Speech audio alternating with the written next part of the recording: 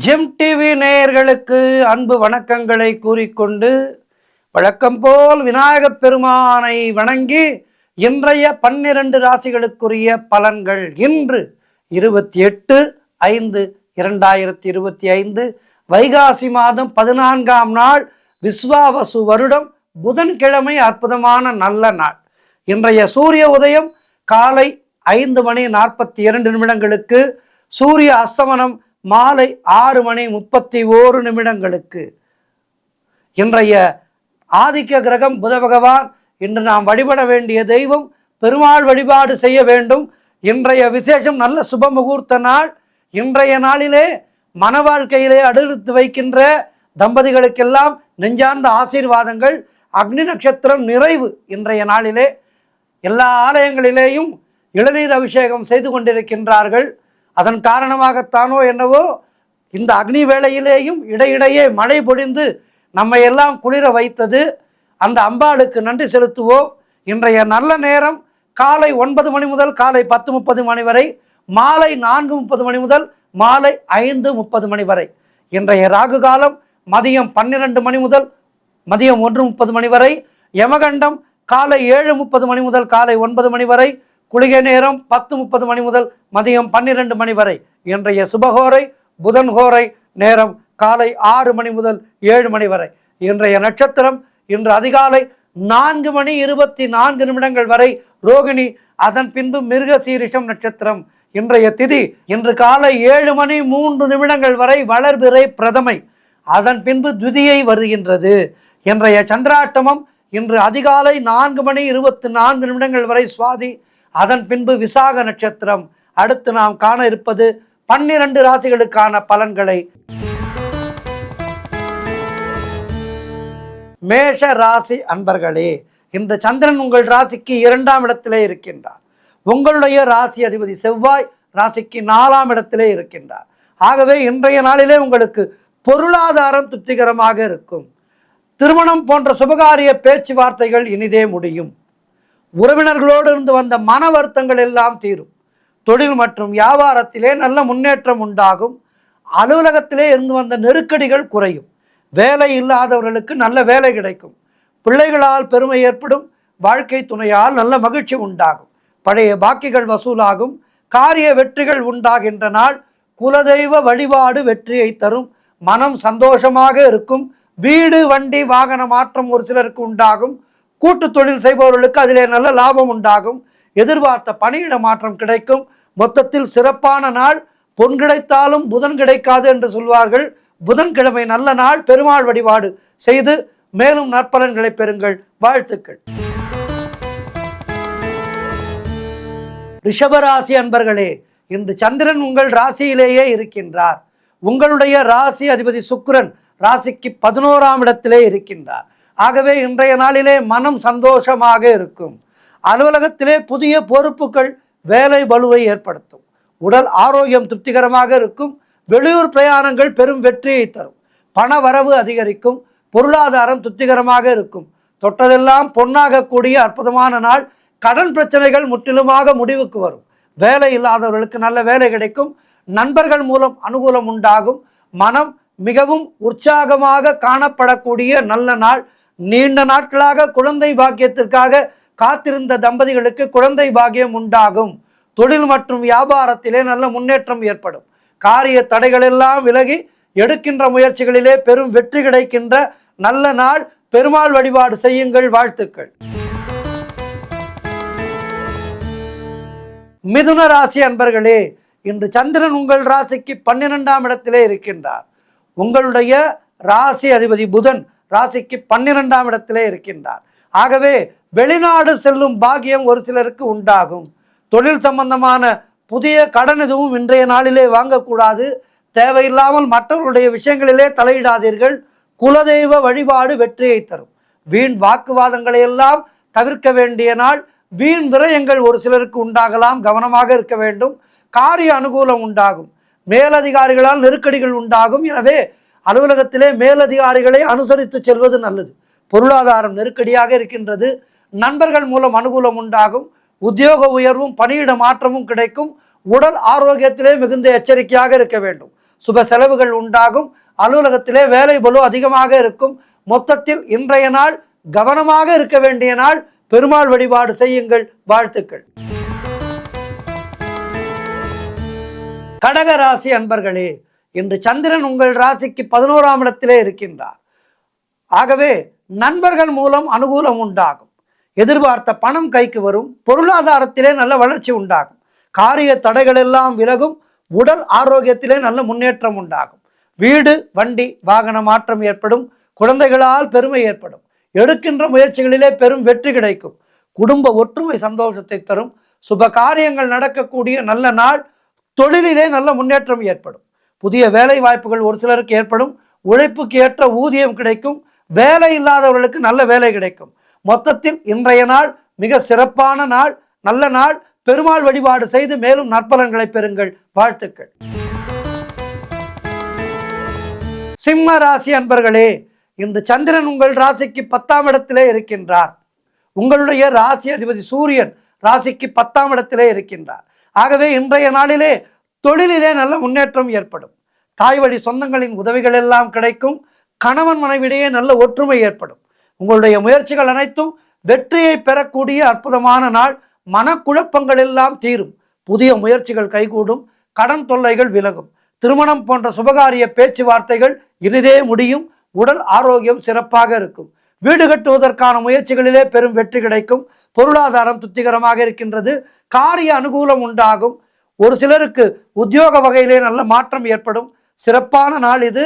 பெருமாள் வழிபாடு செய்யுங்கள். வாழ்த்துக்கள். கன்னி ராசி அன்பர்களே, இன்று சந்திரன் உங்கள் ராசிக்கு 9ஆம் இடத்திலே இருக்கின்றார். உங்களுடைய ராசி அதிபதி புதன் ராசிக்கு 9ஆம் இடத்திலே இருக்கின்றார். ஆகவே இன்றைய நாளிலே குழந்தை பாக்கியத்திற்காக காத்திருக்கின்ற தம்பதிகளுக்கு குழந்தை பாக்கியம் உண்டாகும். நீங்கள் நினைத்தது அனைத்தும் நல்லபடியாக நடக்கக்கூடிய அற்புதமான நாள். வீடு வண்டி வாகன மாற்றம் ஏற்படும். குலதெய்வ வழிபாடு வெற்றியை தரும். அலுவலகத்திலே புதிய வாய்ப்புகள் வெற்றியை தரும்.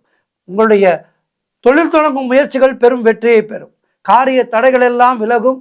அலுவலகத்திலே வேலை பார்ப்பவர்களுக்கு பதவி உயர்வு சம்பள உயர்வு போன்றவை சந்தோஷத்தை தரும். திருமணம் போன்ற சுபகாரிய பேச்சுவார்த்தைகள் கைகூடி வரும். நண்பர்கள் உறவினர்களால் நல்ல ஆதாயம் உண்டாகும். எதிர்பார்த்த பணம் கைக்கு வரும். சிறப்பான நாள். பெருமாள் வழிபாடு செய்யுங்கள். வாழ்த்துக்கள். துலாம் ராசி அன்பர்களே, இன்று சந்திரன் உங்கள் ராசிக்கு 8ஆம் இடத்திலே இருக்கின்றார். உங்களுடைய ராசி அதிபதி சுக்கிரன் ராசிக்கு 6ஆம் இடத்திலே இருக்கின்றார். இன்று நாள் முழுவதும் உங்களுக்கு சந்திராட்டமும் இருக்கின்றது. தேவையில்லாத பயத்தை தவிர்த்து கொள்ளுங்கள். மனக்குழப்பத்தையும் பதற்றத்தையும் ஏற்படுத்தக்கூடிய நாள். ஆகவே மனதை தெளிவாக வைத்துக் கொள்ளுங்கள். ராமநாமம் ஜெபித்துக் கொண்டே இருங்கள். வேலையிலே மாற்றம் ஏற்படும். கூட்டு தொழில் செய்பவர்களுக்கு புதிய முதலீடுகளை தவிர்க்க வேண்டிய நாள். புதிய முயற்சிகளை தவிர்க்க வேண்டிய நாள். குலதெய்வ வழிபாடு மன அமைதியை தரும். வேலை செய்யும் இடத்திலே மற்றவரை பற்றி எதுவும் பேசாதீர்கள். கோபத்தை முற்றிலுமாக தவிர்த்து கொள்ளுங்கள். புதிதாக கடன் வாங்காதீர்கள். நீங்களும் கடன் கொடுக்காதீர்கள். கணவன் மனைவிக்குள் சண்டை சச்சரவுகள் ஏற்படும். கவனமாக இருக்க வேண்டும். மொத்தத்தில் எதிலும் எச்சரிக்கையாக செயல்பட வேண்டிய நாள். பெருமாள் வழிபாடு செய்யுங்கள். வாழ்த்துக்கள். விருச்சிக ராசி அன்பர்களே, இன்று சந்திரன் உங்கள் ராசிக்கு 7ஆம் இடத்திலே இருக்கின்றார். உங்களுடைய ராசி அதிபதி செவ்வாய் ராசிக்கு 9ஆம் இடத்திலே இருக்கின்றார். ஆகவே இன்றைய நாளிலே திருமணத்துக்கு காத்திருக்கின்ற வரன்களுக்கு திருமணம் நிச்சயமாகும். உங்களுடைய பழைய பாக்கிகள் எல்லாம் வசூலாகும். காரிய வெற்றிகள் உண்டாகின்ற நாள். பூர்வீக சொத்திலே இருந்து வந்த பிரச்சனைகள் எல்லாம் விலகும். கூட்டு தொழிலிலே நல்ல லாபம் ஏற்படுகின்ற நாள். உறவினர்களோடு இருந்து வந்த மன வருத்தங்கள் தீரும். அலுவலகத்திலே இருந்து வந்த நெருக்கடிகள் குறையும். கடன் பிரச்சனைகள் தீரும். உங்களுடைய முயற்சிகள் பெரும் வெற்றியை பெறும். பொருளாதாரம் திருப்திகரமாக இருக்கும். பிள்ளைகளால் பெருமை ஏற்படும். வாழ்க்கை துறையால் மகிழ்ச்சி உண்டாகும். நண்பர்கள் மூலம் அனுகூலம் உண்டாகும். வீடு வண்டி வாகன மாற்றம் ஏற்படும். மொத்தத்தில் இன்றைய நாள் சிறப்பான நாள். பெருமாள் வழிபாடு செய்யுங்கள். வாழ்த்துக்கள். தனுசு ராசி அன்பர்களே, இன்று சந்திரன் உங்கள் ராசிக்கு 6ஆம் இடத்திலே இருக்கின்றார். உங்களுடைய ராசி அதிபதி குரு ராசிக்கு 7ஆம் இடத்திலே இருக்கின்றார். ஆகவே இன்றைய நாளிலே ஒரு சிலருக்கு வேலை மாற்றம் உண்டாகலாம். தொழில் மற்றும் வேலை மாற்றம் உண்டாகலாம். உடல் ஆரோக்கியத்திலே மிகுந்த கவனம் தேவை. தேவையில்லாமல் மற்றவர்களுடைய விஷயங்களிலே தலையிடாதீர்கள். மேலதிகாரிகளால் நெருக்கடிகள் உண்டாகும். குலதெய்வ வழிபாடு வெற்றியை தரும். வீண் வாக்குவாதங்களை எல்லாம் தவிர்க்க வேண்டிய நாள். செய்கின்ற செயலிலே மிகுந்த கவனம் தேவை. பொருளாதாரம் நெருக்கடியாக இருக்கின்றது. தொழிலிலே புதிய முதலீடுகளை தவிர்க்க வேண்டிய நாள். புதிதாக கடன் வாங்காதீர்கள். கணவன் மனைவிக்குள் சண்டை சச்சரவுகள் வந்து செல்லும். ஆகவே கவனமாக இருங்கள். பெருமாள் வழிபாடு செய்யுங்கள். வாழ்த்துக்கள். மகர ராசி அன்பர்களே, இன்று சந்திரன் உங்கள் ராசிக்கு 5ஆம் இடத்திலே இருக்கின்றார். உங்களுடைய ராசி அதிபதி சனி ராசிக்கு 2ஆம் இடத்திலே இருக்கின்றார். ஆகவே இன்றைய நாளிலே பிள்ளைகளால் பெருமை ஏற்படும். வெளியூர் பிரயாணங்கள் பெரும் வெற்றியை தரும். சிலருக்கு குழந்தை பாக்கியம் ஏற்படும். உறவினர்களோடு இருந்து வந்த மன வருத்தங்கள் தீரும். வேலையிலே எதிர்பார்த்த இடமாற்றம் அமையும். முன்னோர்களுடைய சொத்திலிருந்து உங்களுக்கு வர வேண்டிய பணம் கைக்கு வரும். உடல் ஆரோக்கியம் திருப்திகரமாக இருக்கும். தொழில் மற்றும் வியாபாரத்திலே நல்ல முன்னேற்றம் ஏற்படும். காரிய தடைகள் எல்லாம் விலகி எடுக்கின்ற முயற்சிகளிலே பெரும் வெற்றி கிடைக்கின்ற நல்ல நாள். மனம் மிகவும் உற்சாகமாக காணப்படக்கூடிய நல்ல நாள். பணவரவு அதிகரிக்கும். தொட்டதெல்லாம் பொன்னாக கூடிய அற்புதமான நாள். வாழ்க்கை துணையால் மகிழ்ச்சி உண்டாகும். பெருமாள் வழிபாடு செய்யுங்கள். வாழ்த்துக்கள். கும்ப ராசி அன்பர்களே, இன்று சந்திரன் உங்கள் ராசிக்கு 4ஆம் இடத்திலே இருக்கின்றார். உங்களுடைய ராசி அதிபதி சனி ராசியிலேயே இருக்கின்றார். ஆகவே இன்றைய நாளிலே வீடு வண்டி வாகன மாற்றம் ஏற்படும். நீங்கள் நினைத்தது அனைத்தும் நல்லபடியாக நடக்கக்கூடிய அற்புதமான நாள். உத்தியோகத்திலே சம்பள உயர்வு, பதவி உயர்வு, இடமாற்றம் கிடைக்கும். குழந்தை பாக்கியம் இல்லாத தம்பதியினருக்கு குழந்தை பாக்கியம் உண்டாகும். குலதெய்வ வழிபாடு அனுகூலத்தை தரும். முன்னோர்களுடைய ஆசீர்வாதம் பரிபூர்ணமாக கிடைக்கின்ற நல்ல நாள். தொழிலிலே நல்ல வளர்ச்சி உண்டாகும். கணவன் மனைவியிடையே நல்ல ஒற்றுமை ஏற்படும். வீடு வண்டி வாகன மாற்றம் ஏற்படும். பணப்பற்றாக்குறை தீரும். குழந்தைகளால் மகிழ்ச்சி உண்டாகும். வீட்டிலே சுபகாரியங்கள் நடைபெறக்கூடிய நல்ல நாள். சிறப்பான நாள் இது. கும்பராசினருக்கு பெருமாள் வழிபாடு செய்யுங்கள். வாழ்த்துக்கள். மீனராசி அன்பர்களே, இன்று சந்திரன் உங்கள் ராசிக்கு 3ஆம் இடத்திலே இருக்கின்றார். உங்களுடைய ராசி அதிபதி குரு ராசிக்கு 4ஆம் இடத்திலே இருக்கின்றார். ஆகவே இன்றைய நாளிலே உங்களுடைய முயற்சிகள் எல்லாம் கைகூடும். வேலை இல்லாதவர்களுக்கு நல்ல வேலை கிடைக்கும். நீண்ட நாட்களாக எதிர்பார்த்த காரியம் ஒன்று இன்று நல்லபடியாக நடக்கும். கடன் பிரச்சனைகள் முடிவுக்கு வரும். கணவன் மனைவிக்குள் இருந்து வந்த பிரச்சனைகள் எல்லாம் சரியாகும். பொருள் வரவும் தனலாபமும் அதிகரிக்கின்ற நாள். திடீர் அதிர்ஷ்டங்கள் சிலருக்கு தேடி வரும். தந்தை உறவு வழியிலே நல்ல அனுகூலம் உண்டாகும். தொழில் மற்றும் வியாபாரத்திலே நல்ல வளர்ச்சி உண்டாகும். திருமணம் போன்ற சுபகாரிய பேச்சுவார்த்தைகள் இனிதே முடியும். உடல் ஆரோக்கியத்திலே நல்ல முன்னேற்றம் ஏற்படும். நண்பர்கள் மூலம் எதிர்பார்த்த உதவிகள் கிடைக்கும். வேலையிலிருந்து வந்த பிரச்சனைகள் எல்லாம் சரியாகும். மொத்தத்தில் இன்றைய நாள் சிறப்பான நாள். பெருமாள் வழிபாடு செய்து மேலும் நற்பலன்களை பெறுங்கள். வாழ்த்துக்கள்.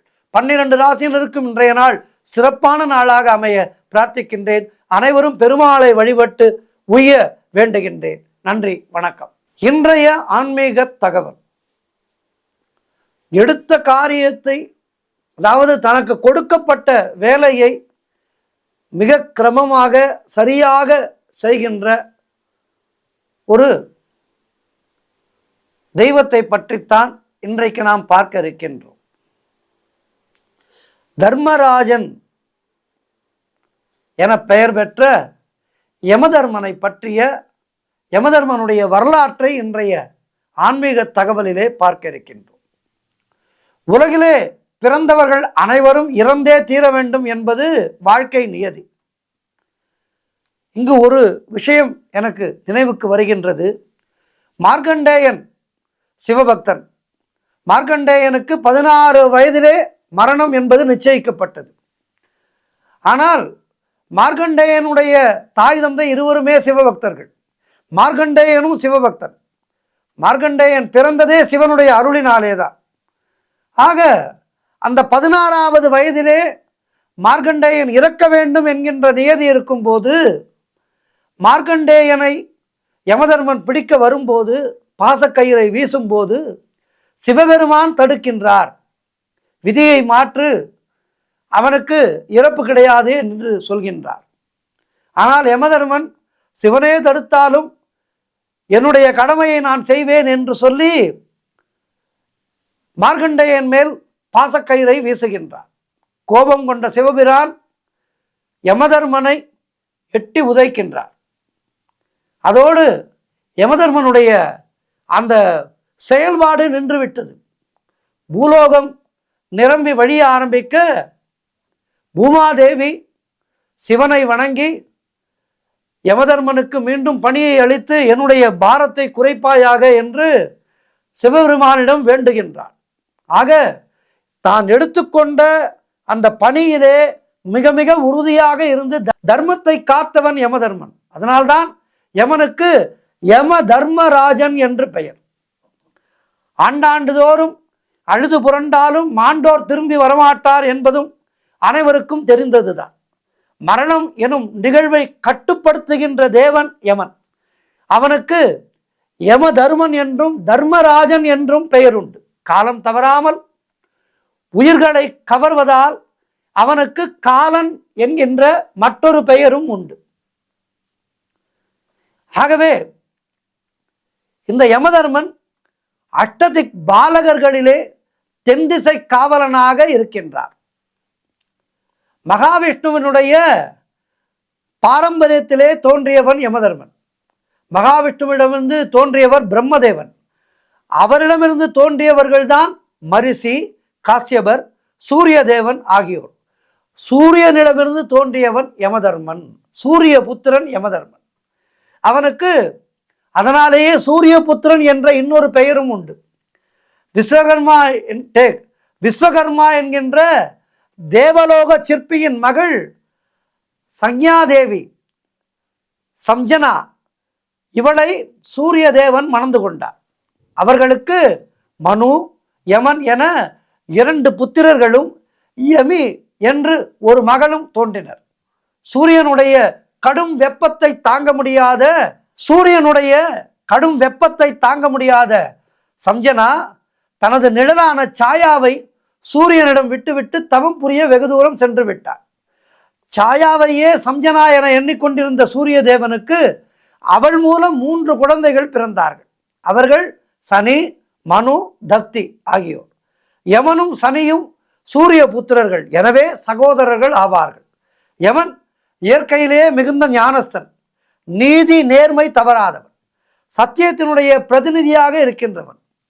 சம்ஜனாவின் நிழல்தான் சாயா என்கின்ற உருவத்தில் சூரியனுடைய பத்தினியாக வாழ்ந்து கொண்டிருந்ததை அறிந்த யமன் சாயாவை குற்றம் சாட்டினான்.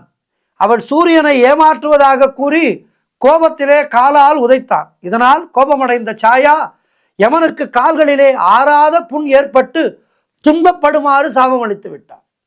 சூரியனுடைய ஆணைப்படி யமன் சிவனை குறித்து கடும் தவம் ஏற்றினான். சிவபெருமான் தோன்றி அவனை தென் திசைக்கு காவலனாக்கி மனித உயிர்களின் ஆயுள் முடியும் போது அவற்றை கவர்ந்து பாவங்களுக்கேற்ப தண்டனை அளிக்கவும் புண்ணிய பலன்கள் ஏற்ப அவர்களுக்கு வாழ வழி செய்வதற்கும் அதிகாரத்தை வழங்கி அவனை நரகலோகம் எனும் யமலோகத்துக்கே அதிபதியாக்கினார். 2 கூரிய சிகரங்களிடையே அதல பாதாளத்தில் அக்னி 6 சிகரங்களை இணைத்து கட்டப்பட்ட ஒரு தலைமுடியிலே ஒரு சிம்மாசனம் கட்டி தொங்கவிடப்பட்டிருக்க அதிலே அமர்ந்துதான் யமதர்மன் நீதி வழங்குகின்றான். அவனது நீதியின் தன்மை எள்ளளவு மாறினாலும் அந்த சிம்மாசனம் அருந்து அதனுடன் யமனும் அக்னி ஆற்றிலே விழுந்து விடுவான் என்பதுதான் அவனுக்கு விதிக்கப்பட்டது. இத்தகைய சூழ்நிலையிலேதான் யமன் நியாயம் வழங்கி கொண்டிருக்கின்றான் நமக்கெல்லாம். சிவபெருமான் தனது வாகனத்துக்கு சமமான ஒரு வாகனத்தை யமனுக்கு தர விரும்பினார்.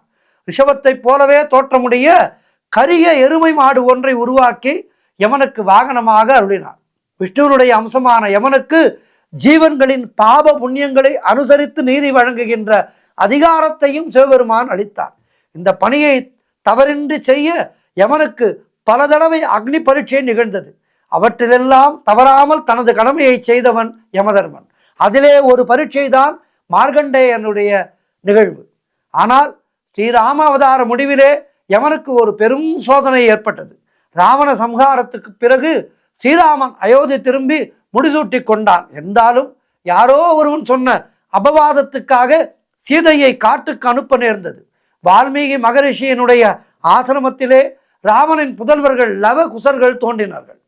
ஸ்ரீராமன் அனுப்பிய அஸ்வமேத யாக குதிரையை லவகுசர்கள் தடுத்து அதனால் ராமனே தன் புதல்வர்களை எதிர்த்து போராடுகின்ற நிலைமையும் உருவாயிற்று. பின்னர் லவகுசர்கள் யார் என்று அறிந்து மனமகிழ்ந்து ஸ்ரீராமர் அவர்களை தழுவிக்கொண்டு முறைப்படி பட்டம் சூட்டினார்.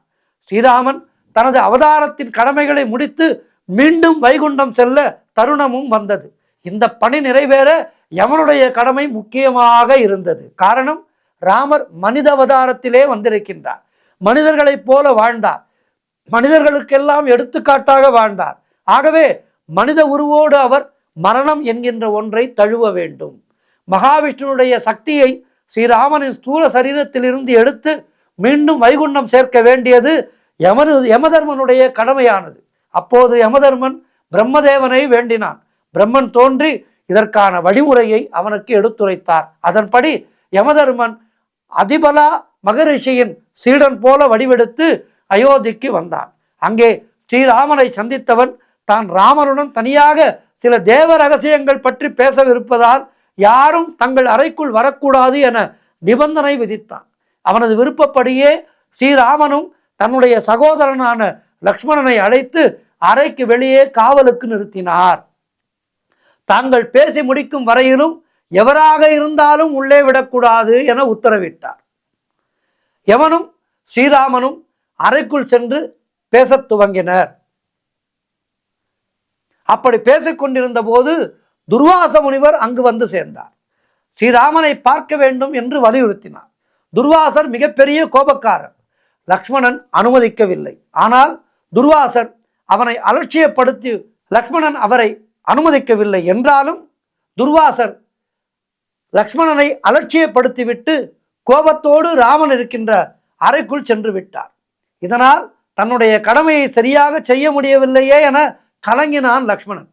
சரையு நதிக்கரைக்கு ஓடோடி சென்று ஸ்ரீராம் ஸ்ரீராம் என்று ஜபித்தபடியே ஆற்றுக்குள்ளே இறங்கி பிராண தியாகம் செய்து விட்டான்.